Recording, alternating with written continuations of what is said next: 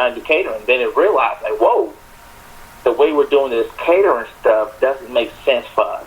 Like, maybe we're stretching ourselves too short. Maybe we're doing this wrong.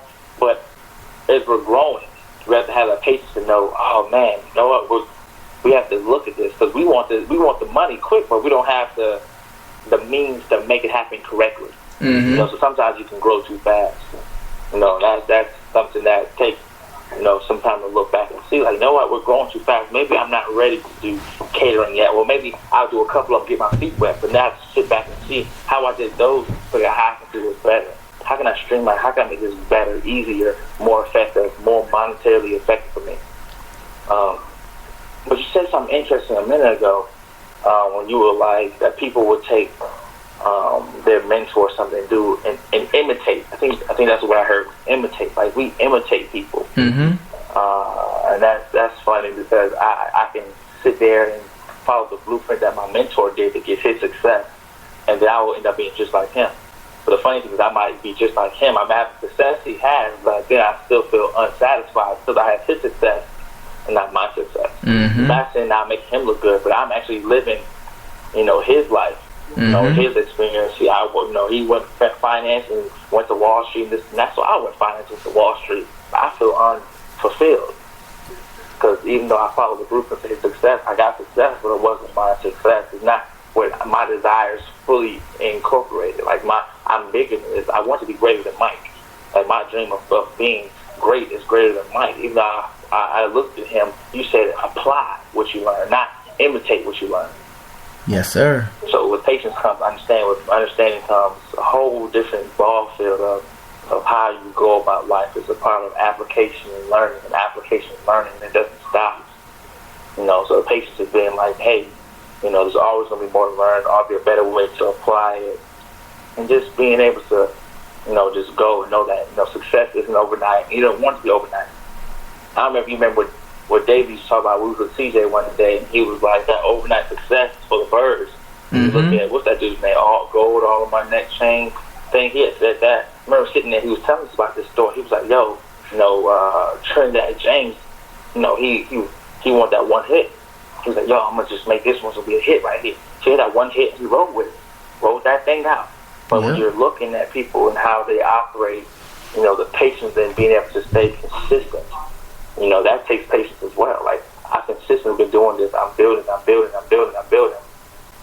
And that takes patience to feel like which one's going to hit. But in that building process, like Trinidad James, he had that one hit. He had no other track, no other songs, no other videos, no other content for you to roll with. So once I heard, you know, gold all over my neck, gold all over my chain, teeth, gold everywhere, all gold everything.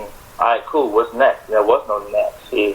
And, you know, so my patience with him drew short real quick, but he wanted that big hit, and that was all he got, and there's no more substance to it. But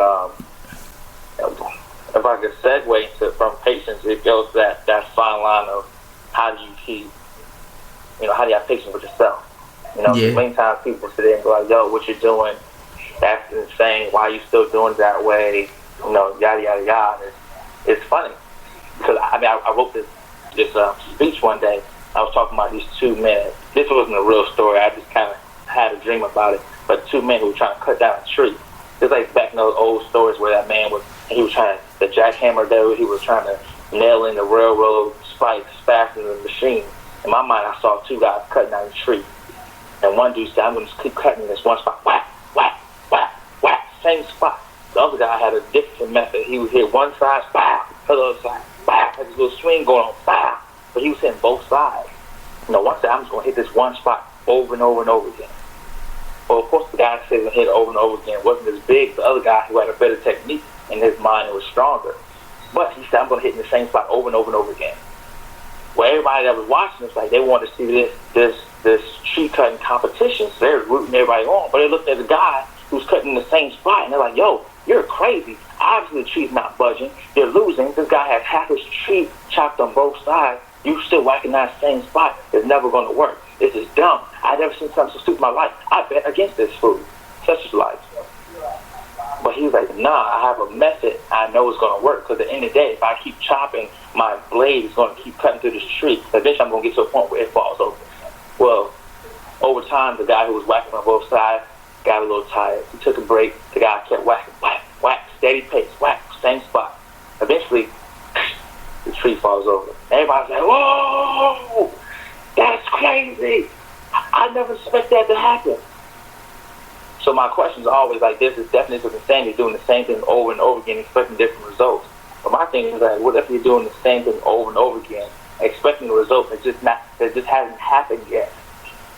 Like, if I know the blueprint for being a great speaker is to continue speaking, continue going out there and talking to people, introducing yourself as a speaker, asking people, hey, do you have the opportunity for me to come speak to your kids, to your school, to your company, to your employees, at McDonald's, at Subway? Is there a way for me to speak and just encourage them? It takes me 10 minutes. Kind of start a call and have people call in and listen to me speak and encourage them. Whatever I can do. It may not pay off right now, but I have patience in knowing that my consistency in the same area I said I was going to do will pay off. Despite how crazy you say it is, there's so many public speakers, there's so many motivational speakers out there right now. I can list 10 of my hand-ups on my Instagram right now. But my patience in knowing that what I'm doing and how I'm doing it and consistency will pay off. Everything you say is crazy, because when it happens, you're going to look at me and say, yo, that was crazy.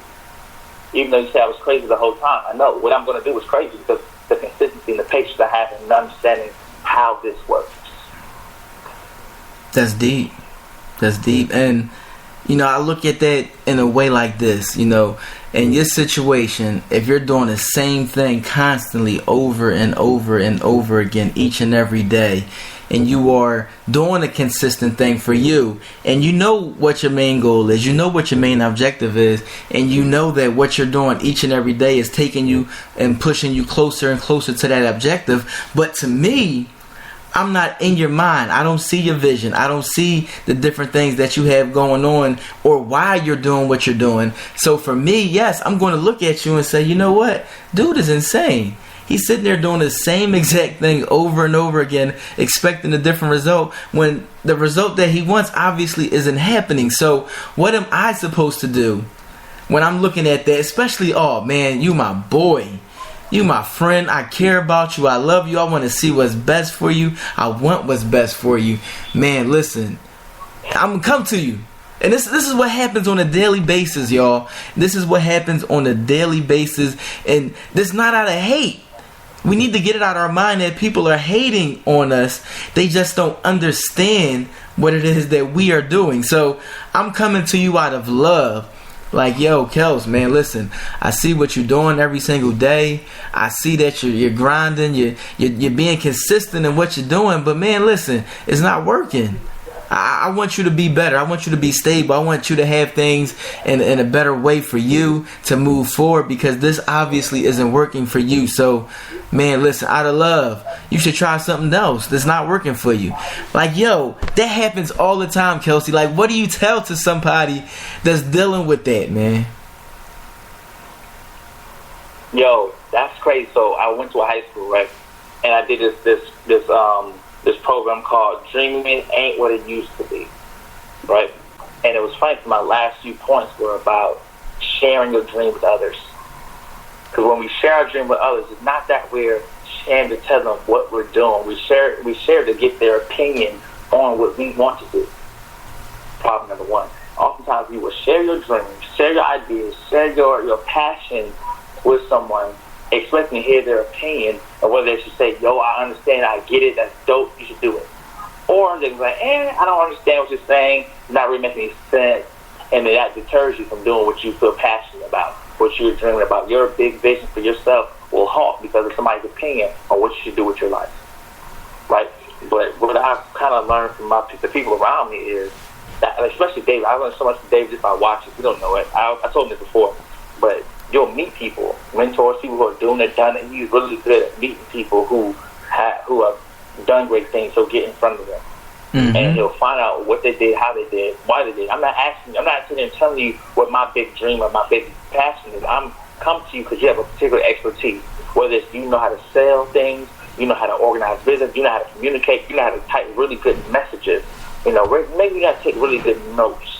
Whatever it is, I sit around you, I learn how you do that particular thing that helps my business or help what I'm trying to do. I'm not asking you for your opinion on what I'm trying to do. I'm asking for your expertise and what you do to help me better what I'm trying to do. So I know I lack organization skills. So I'll get around somebody that's really organized and find out how they organize things. I'm not coming here to tell you, hey, I'm trying to start this big, buy this warehouse and make it a big kind of meaning for my whole family. I'm saying, hey, you're in real estate. What does it look like to buy a warehouse? Like, can you just walk me through the process of buying a warehouse? Who do I need to talk to? What do I need to do? How complicated is it buying commercial versus residential? I need to know that information. Not here's my idea. What is your opinion? I need to know your expertise.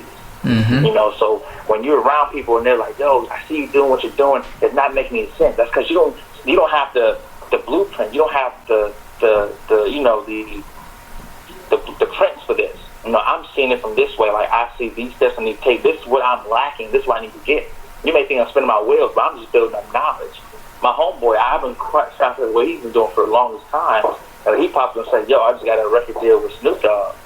I was like, "What? How?" "Oh, yeah, I see you posted some crazy videos on Instagram, but nobody knows that behind the scenes, you've been in this meeting, you've been honing in your craft, you've been over here learning how to write better music, how to put your rhythm in order, and how to do this and that. There's a process for this, and you have to learn who's the experts in those processes that you're weak in. Get around those people and learn their skills. Don't ask them for their opinions, because in their right mind, I'm asking you about building a warehouse, whole community. You don't know about community building. You know about selling houses. Mm-hmm. You don't know about community building. You know about organizing a business. You don't know about community building. You know about business. So I'm asking you about business because I'm going to make this community a business. But I can't ask you for your opinion on my dream because you're not in that field. It's not your dream. It's mine. I didn't know your expertise. And so we'll get discouraged real fast asking the wrong people questions about their dream that we should be asking God about. Yes. And so, yeah, I've ran that many times. I've changed my major many times. I've adjusted myself many times based on the opinion of others, not on fact, not on understanding, not on God telling me to change my ways. No, I've just done it based on somebody's opinion. And that's had me lost many, many times. Wow. And it's real, man. It's definitely real. And that's what we do often, man. We let other people dictate our future, our beliefs, our feelings, everything. And like we talked about earlier, finding yourself, finding your own voice, and being who God created you to be, and walking in that confidently, knowing that you are who you are supposed to be, and anyone else that doesn't agree with it, oh well, they'll just get over it. But I'm going to be me, and I have absolutely no shame in my game on being me. It doesn't rub people right always. I don't know why. I think I'm a pretty nice guy, but I'm going to be me. I'm not going to be anybody else but me. I'm a hood boy who's mixed, who comes from a different culture, and I just live life in a different way. So, I mean, it is what it is, but I'm thankful for it. And my mind has always been a little warped, I guess, to other people's definition of what you should think and believe. But I just do what I do, and I just walk in obedience, because now, as I was a child and I walked as a child, I did childish things, and I listened to other people's voices. But now I hear the main voice. I hear the one voice that I know trumps all those other voices, and that's God's voice. And as long as I do what He tells me to do, I'm straight, because I know He has my best interest at heart. So that's what it is, man. So with all of that, right? Last question for the night. What is the greatest mindset advice you've received, or something that you came up with yourself that you can leave the listeners? Man, greatest mindset advice.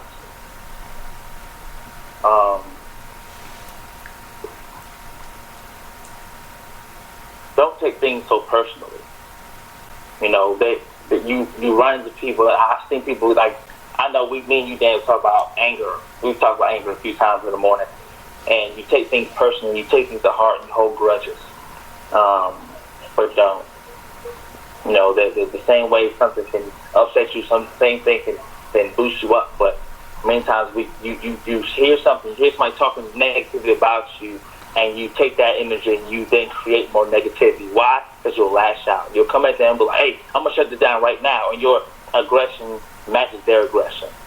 I was taught as a kid, don't allow those people who talk about you turn